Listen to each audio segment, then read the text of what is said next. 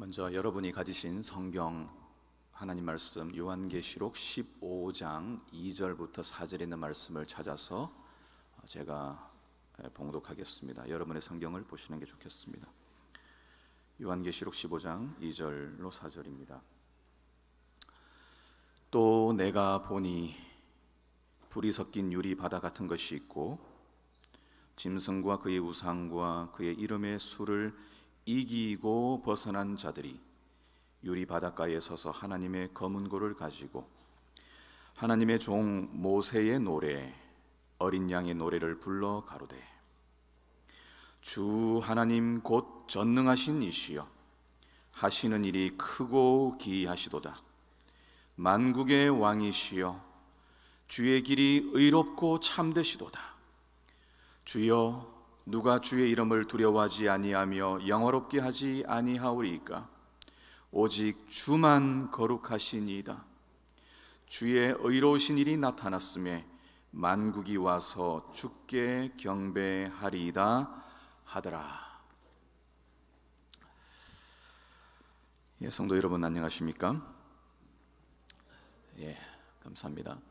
눈이 와서 오늘 오시는 길을 좀 염려했는데 예배 오는 일이 너무나 즐거운 일이기 때문에 한 걸음에 달려오신 것 같습니다. 저희 어머니가 가끔 하시는 말씀이 눈이 온 날은 거지가 나와서 빨래한다 그런 이야기를 옛날부터 하셨는데 오늘 온도가 그래도 좀 괜찮아서 여러분 가시는 괜찮지만 가실 때까지 조심스럽게 미끄러지지 않고 잘 귀가하실 수 있기를 바랍니다. 새해 우리 하나님께 주시는 축복을 충만하게 누리는 행복한 한 해 되시기를 간절히 바랍니다. 우리 어린이들은 세뱃돈 많이 받았습니까? 여전히 세뱃돈이 있군요. 제가 중요한 이야기를 하나 할게요. 부모님들로부터 정기적으로 용돈을 받는 어린이들은 그렇지 않은 어린이보다 훨씬 금융지능이 좋아서 나중에 부자가 될 수 있답니다. 이번에 여러분 부모님께 물가 인상률에 맞춰서 용돈을 올려달라고 말씀해 주시기 바랍니다. 하나님의 은혜로 제가 오늘부터 대학교회를 섬기게 되었습니다. 제가 이 직분을 맡기에는 여러분 아시는 것처럼 여러 면에서 부족한 사람이지만 대학교회를 섬기는 동안 우리 모두가 더욱 기쁘고 더욱 행복하고 더욱 즐겁고 더욱 힘있는 그런 생애가 되기를 기대합니다. 새해 하나님의 충만한 은혜와 축복이 우리 모든 성도님들 가정에 충만하시길 다시 한번 기원합니다. 오늘 말씀을 시작하면서 저는 제목은 그렇게 중요하지 않을 수 있지만 제 머릿속에 오직 주만이 이렇게 떠올라서 말씀을 제목을 정했고요. 오늘 굉장히 현실적인 이야기를 좀 드릴 겁니다. 우리 젊은 어린 친구들은 제가 나누는 이 이야기는 굉장히 상식적인 이야기고 또 여기 안에 계신 여러 교수님들이 수업 시간에 얼마든지 더 상세하게 할 수 있는 내용이지만 매우 현실적인 이야기를 가지고 21세기 세계의 복잡한 상황 속에 살아가고 있는 우리 재림교인들이 어떻게 하나님을 온전하게 섬기며 믿음을 지키며 신실하게 살아갈 수 있을지 말씀을 드리고자 합니다. 먼저 저는 재림교회 가지고 있는 예언적 안목을 통해서 저희는 우리의 삶이라고 하는 것이 영적 전쟁, 하나님과 사단 사이의 전쟁이라는 것을 말씀을 드릴 것이고 그리고 난 다음에 이 전쟁의 구체적인 내용을 말씀드리기 위해서 제가 금융자본주의가 가지고 있는 메커니즘을 설명드리면서 오늘 저희가 맞이하고 있는 도전들을 말씀을 드리겠습니다. 읽었던 본문은 지구 역사가 마무리되고 마침내 구원을 받은 허단 무리들이 하늘 유리 바닷가에 서서 하나님께 찬양을 드리는 모습입니다. 영어로는 독솔로지라고 하는 이 단어는 하나님께 영광을 돌린다고 하는 것입니다. 그래서 우리가 예배 시작할 때마다 하나님께 영광을 돌리는 송영을 드리는 것입니다. 이걸 독솔로지라고 합니다. 이 노래는 전쟁을 끝내고 부르는 승전가입니다. 우리가 이 말씀을 주목하는 것은 구원받은 자들은 싸워서 이긴 자들이라고 하는 요한계시록 15장의 말씀을 주목하는 것입니다. 2절을 보면 구원받은 자들은 짐승과 그의 우상과 그 이름의 수를 이기고 벗어난 자들이다 라고 설명합니다. 우리가 잘 아는 것처럼 계시록 전체의 주제, 아니 성경 전체의 주제가 하나님과 사단 사이의 전쟁이며 선과 악의 전쟁입니다. 만일 우리가 하나님을 믿고 그분을 따른다면, 그리고 마침내 하늘 보좌에서 유리 바닥까지 선다면 우리는 사단의 정신과 세상의 정신과 싸워서 이긴, 승리한 사람들일 것입니다. 그런데 무엇과 싸워 이겼다는 것입니까? 요한은 이 전쟁의 본질을 드러내기 위해서 두 메타포를 끌어냅니다. 바로 용과 양입니다. 이 싸움은 큰 용과 그리고 아주 작은 새끼 양의 싸움으로 묘사되고 있어요. 표면적으로 보면 이 싸움은 이미 결과가 뻔한 게임입니다. 그런데 우리는 성경을 통해서 하나님은 언제나 인간의 예상을 뛰어넘는 방법으로 승리를 이끌어 오셨음을 우리는 봤습니다. 오늘 어린이 설교에서도 봤어요.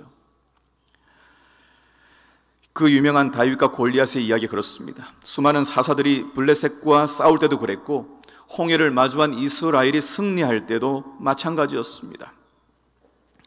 구약 성경에 그토록 자주 등장하는 전쟁 이야기들은 하나님의 백성들이 살아가는 것은 전쟁하는 것이고, 승리하는 삶을 살아가는 것은 언제나 인간의 능력과 기술이 아니라 하나님을 의지할 때만 승리할 수 있음을 보여주는 것입니다. 하나님의 백성은 때때로 무력해 보입니다. 다윗은 물매를 들었습니다.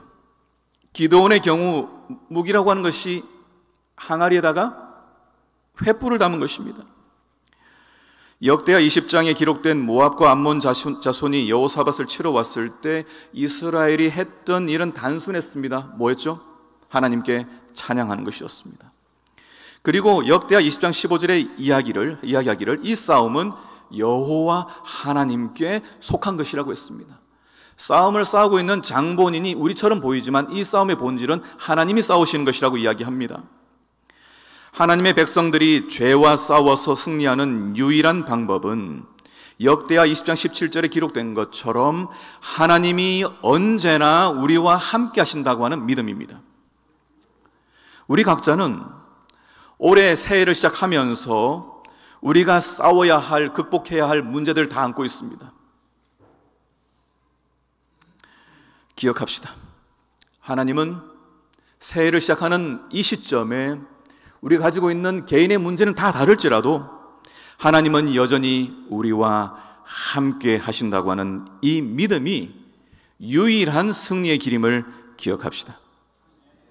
어떤 경우라도 하나님이 우리의 시선에서 떠나지 아니하고 우리 삶의 인도자가 되고 지도자가 될 수 있도록 그분께 우리의 삶을 내어드리는 이 믿음의 삶을 우리 함께 지켜냅시다. 그런데 용이 사용하는 전술이 무엇입니까? 하나님의 백성들이 이렇게 무장하고 싸우는데 용은 이것을 이겨 패배시키기 위하여 사용하고 있는 전술이 요한계시록 13장에 등장합니다. 13장 1절, 바다에서 올라온 짐승이 등장하는데 우리는 이 짐승이 예언 해석상 오늘날 존재하고 있는 미국이라고 해석하고 있습니다.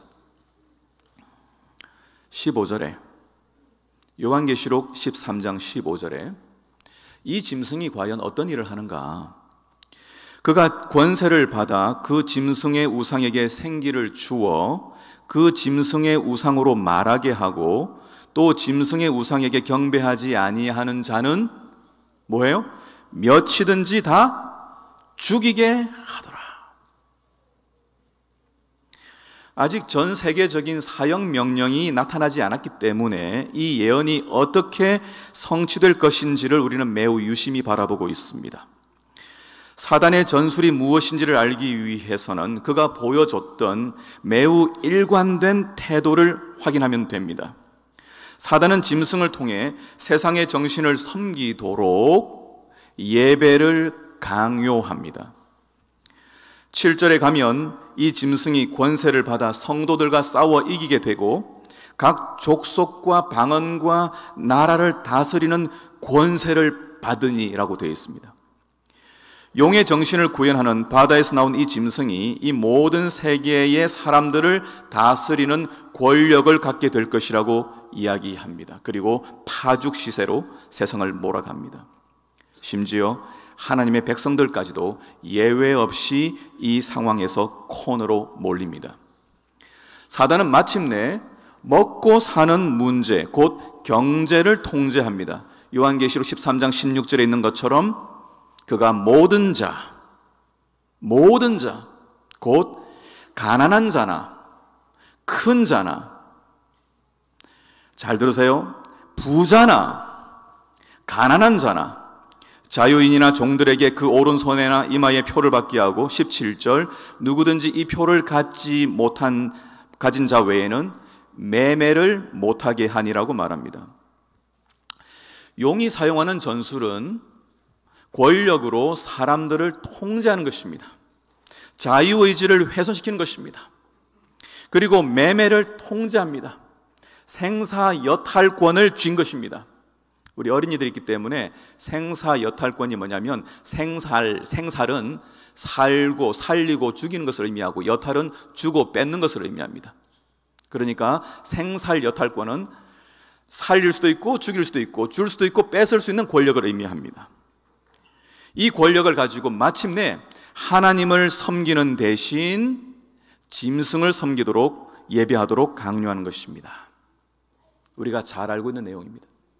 혹시 처음 듣는 분들이 계십니까? 이제 중요한 것은 이러한 예언이 어떻게 가능할까? 어떻게 이루어질까? 정말 오늘날 이런 일들이 진행되고 있을까?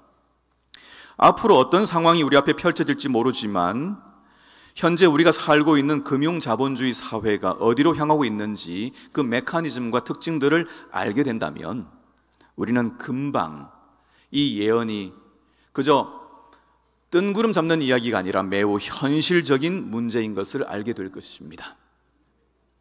금융 문제입니다. 돈 문제입니다. 250년 역사의 이 자본주의를 짧은 시간에 다 설명할 수도 없고 다 이해할 수도 없습니다. 어떻게 정의를 하든 어떻게 이해하든지 간에 분명히 한 것은 우리 모두는 예외 없이 이 금융 자본주의의 영향 속에 살아가고 있습니다. 가장 비근한 예가 무엇인가? 그것은 바로 은행입니다. 여러분 가운데 은행 계좌가 없는 분들은 아무도 없죠. 우리 재림교인들이 예언적 안목을 가지고 이 자본주의 세계가 가고 있는 방향을 매우 유심하게 주목해서 볼 필요가 있습니다. 제가 지금부터 드리는 이야기는 사실 초등학교 수준의 이야기이기 때문에 여러분 어린이들도 잘 이해하고 앞으로 살면서 돈을 어떻게 벌고 어떻게 써야 되는지에 대해서 여러분이 좀 배울 수 있는 시간이 되길 바라요. 첫째, 우리가 기억해야 할 것은 불가피하게 오늘날 세계의 금융시장에서 통화량, 다시 말해 돈의 양이 점점 팽창하고 있다는 사실입니다. 돈의 양이 점점 늘어나고 있는데 이 가운데에서 부자들은 더 부자가 되고 가난한 사람은 더 가난한 되는 이 구조가 이 오늘날 금융사회의 메커니즘입니다. 여러분 잘 아시는 것처럼 은행은 우리가 맡긴 돈을 그대로 보관하고 있는 곳이 아니라 우리가 맡긴 돈을 다른 곳에 대출을 하거나 투자를 해서 이익을 남기는 곳입니다. 한마디로 대출과 이자를 통해서 돈을 버는 곳이 은행입니다. 어떤 분이 은행에 100억을 예금했다고 하면 은행은 그 100억을 가지고 다른 곳에 투자를 합니다. 100억을 맡기면 내 통장에 100억이 찍히지만은 실제로 그 돈이 은행에 있는 것이 아니라 다른 제2은행이든지 다른 투자처로 넘어갑니다. 제2투자처나 제2은행은 다시 제3의 장소에 돈을 투자할 수가 있습니다. 얼마만 남기면 되냐면 우리나라 법에 의하면 7% 정도의 준비 지급률만 가지고 있으면 됩니다. 다시 말해 100억을 맡기면 7억만 남기고 93억을 다른 곳에 대출해 줄 수 있도록 법이 정하고 있습니다. 미국은 팬데믹이 오기 전까지 한 10% 정도가 지급 준비율을 가지고 있었지만 2020년 3월 이후로 지급 준비율이 제로입니다. 다른 말로 어떤 사람이 돈을 맡기면 그 돈은 은행에 있는 것이 아니라 다른 곳으로 투자가 되어서 대출된다는 것입니다. 어려워요? 어렵지 않죠? 그렇게 제2, 제3을 넘어가면 100억이 금방 1000억이 됩니다. 실제로 이런 방식으로 돈은 계속해서 팽창됩니다. 지금 이 순간에도, 예배를 드리는 이 순간에도 대출이라는 방식으로 돈이 계속 늘어나고 있습니다. 질문 드리겠습니다. 돈이 늘어나는 일은 좋은 일일까요? 나쁜 일일까요? 경제학적으로 시중에 돈이 많아지면 돈의 가치는 떨어집니다. 그런데 이것을 좋아하는 사람이 있겠죠. 그것은 누굴까요? 자본가입니다.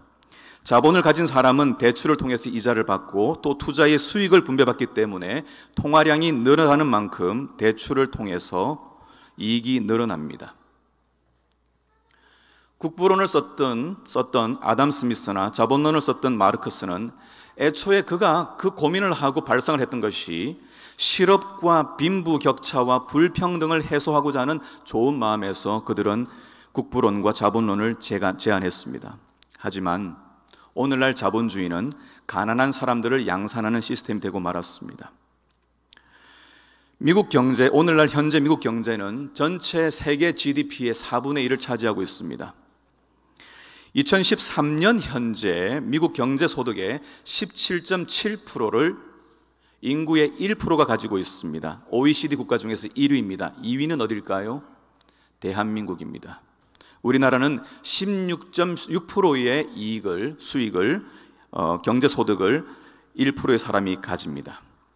소득과 부의 불평등은 해가 갈수록 커질 수밖에 없는 구조에 살고 있습니다. 제가 며칠 전에 연합뉴스를 보니까 세계 억만장자들의 총 자산이 15조 달러, 계산 안 됩니다. 우리 돈으로 2경이 넘습니다.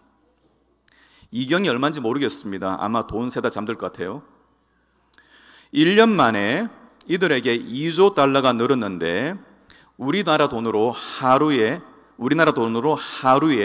8조 원씩 늘어난 겁니다.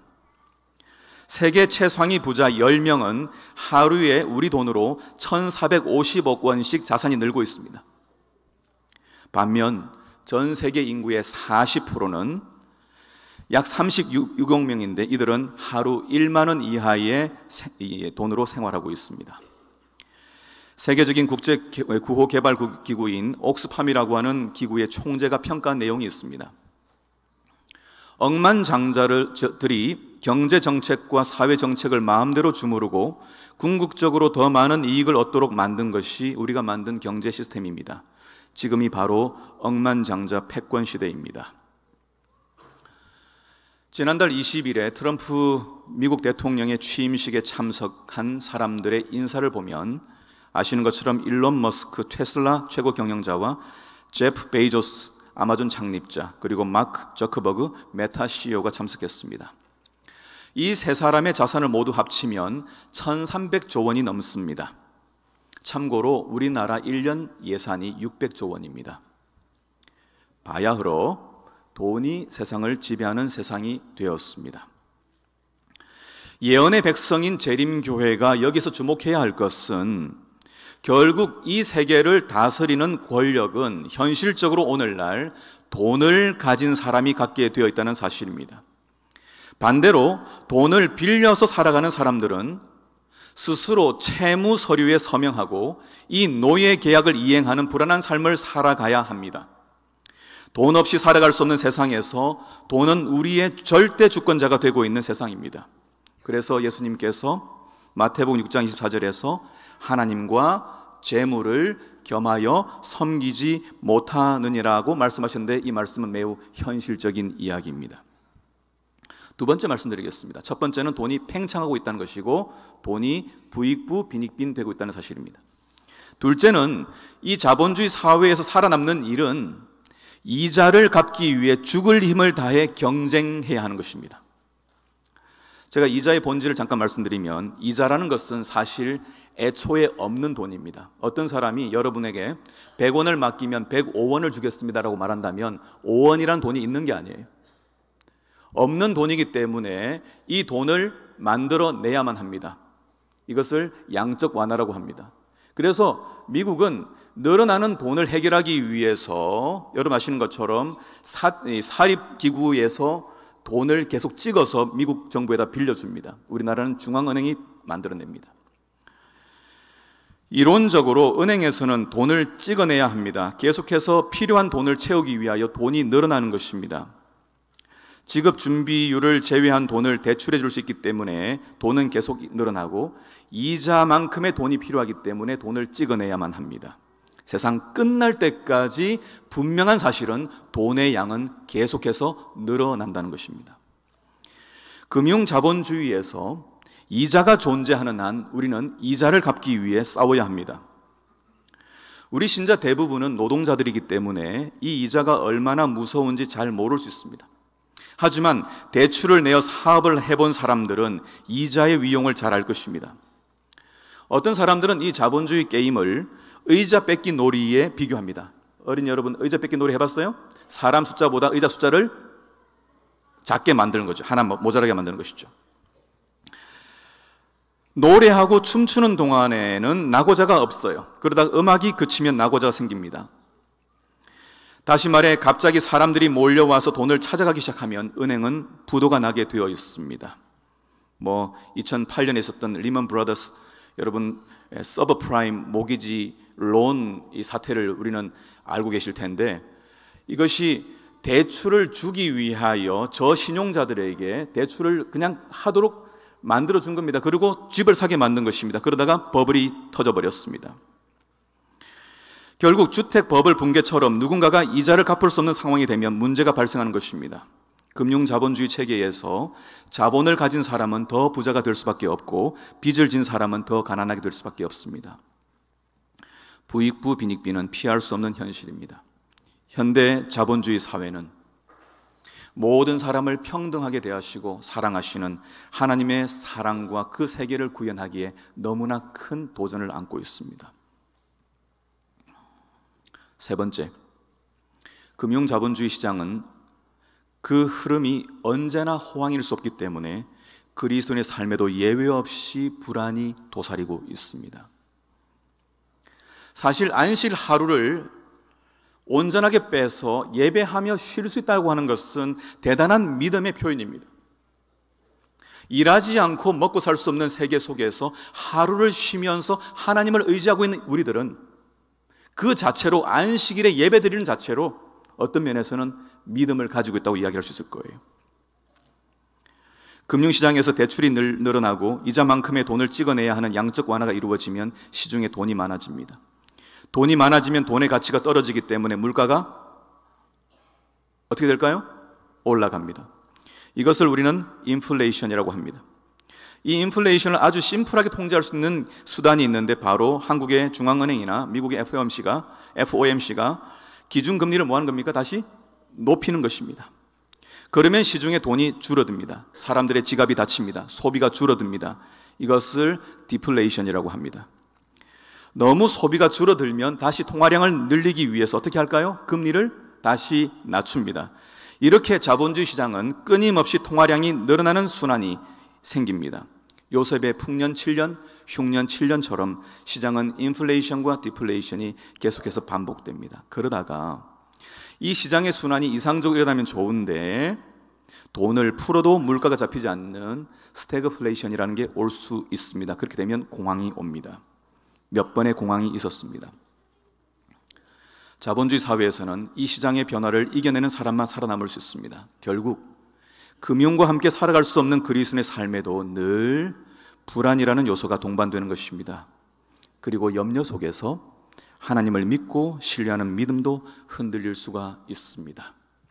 새해를 시작하는 이 시점에 오늘 저와 여러분들의 은행 상황과 금융 상황은 어떻습니까? 제가 이 말씀을 첫 시간에 드리는 이유가 있습니다. 2025년 새해가 시작되었음에도 불구하고 이 세상은 평온하지 않기 때문입니다. 세상이 멀쩡해 보이는 이 시점에도 자본주의 시장 안에서는 살벌한 생존 경쟁이 일어나고 있습니다. 먹고 사는 문제는 절박한 문제입니다. 돈은 매우 현실적인 문제입니다. 이 생존의 문제 앞에서 자본가들은 권력을 쥐기 위해 각축전을 벌이고 있고, 우리 그리스도인들도 채무 관계에서 대출을 하고 이자를 갚으며 살아야 합니다. 자급자족을 하지 않는 한 그 어느 누구도 이 자본주의 시스템에서 벗어날 수가 없습니다. 심각한 문제는 여기서부터 시작됩니다. 돈은 우리 존재 자체를 날려버릴 괴력을 가지고 있기 때문에 이 자본주의가 우리의 신앙을 대신하는 신으로 등극할 수 있다는 것입니다.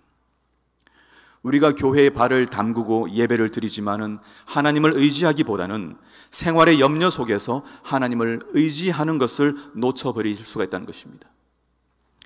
지금은 영적 전쟁 중입니다. 누가복음 8장 14절에서 가시떨기에 떨어진 씨에 대하여 예수님께서 이렇게 말씀하셨습니다.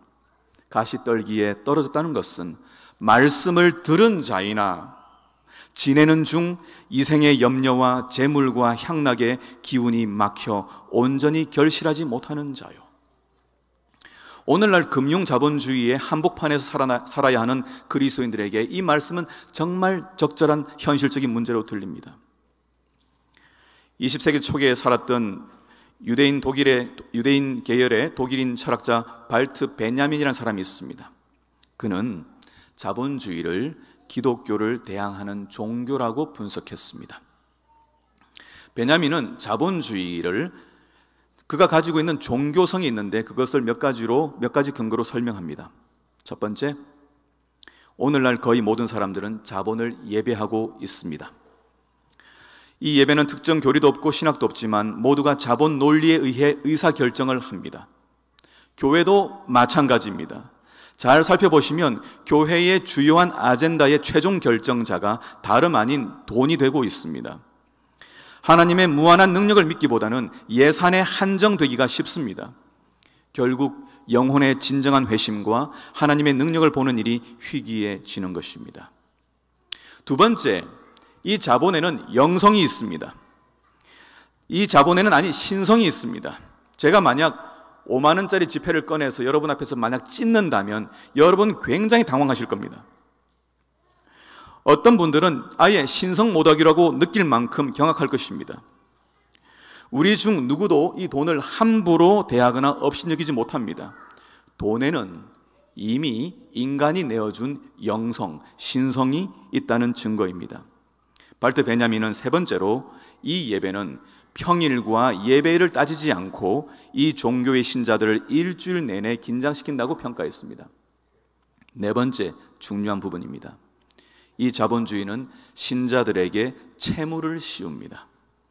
자본주의는 죄를 씻는 것이 아니라 죄를 더 지우게 하는 최초의 사례라고 비평했습니다. 이 자본주의 종교운동의 본질은 종말까지 버티는 것입니다. 베냐민에 따르면 이 자본주의 종교는 소멸할 수가 없습니다. 이자와 대출 시스템 속에서 노동자 대부분은 지속적인 채무자로 살아야 합니다. 이 종교에서는 신용이 기독교 신앙의 핵심인 오직 믿음을 대치합니다. 이 전쟁이 한국에서 본격화된 것은 1990년대라고 볼 수 있습니다. 그때까지 우리는 돈을 벌어서 은행에 저축하는 삶을 살았습니다. 그런데 미국 시스템을 따라서 은행들은 대출 상품들을 만들어서 사람들에게 돈을 빌려가도록 했습니다. 그리고 여러분들은 빌린 돈으로 아마 그때부터 재테크를 시작하셨을 겁니다. 우리는 이 자본주의 사회의 패권 전쟁의 실체를 알아야 합니다. 그리고 이 전쟁에서 우리가 지켜야 할 신앙을, 우리가 믿는 하나님을 어떻게 섬기고 예배할지를 그 전략을 가지고 있어야 합니다. 다시 본문으로 돌아와서 요한계시록 15장에서 구원받은 허다한 무리들이 이 짐승과 짐승의 우상과 그 이름의 수를 이기고 벗어났다고 기록하고 있습니다. 어떻게 이겼습니까? 요한계시록 14장에서 보여준 것처럼 또 다른 한 존재가 등장하는데 어린 양입니다. 어린 양이 어디로 인도하든지 따라갔다라고 말합니다. 그래서 그들의 입술에는 어린 양의 노래가 있습니다. 이 어린 양은 일찍이 죽임을 당한 어린 양입니다. 어린 양은 희생하고 사랑하고 용서하는 반면 용은 사람들을 통제하고 강요하고 종으로 삼기 위해 모든 방법을 다 동원합니다. 미국의 대통령 존 애덤스는 다음과 같이 말했습니다. 한 나라를 정복해 예속시키는 방법은 두 가지다.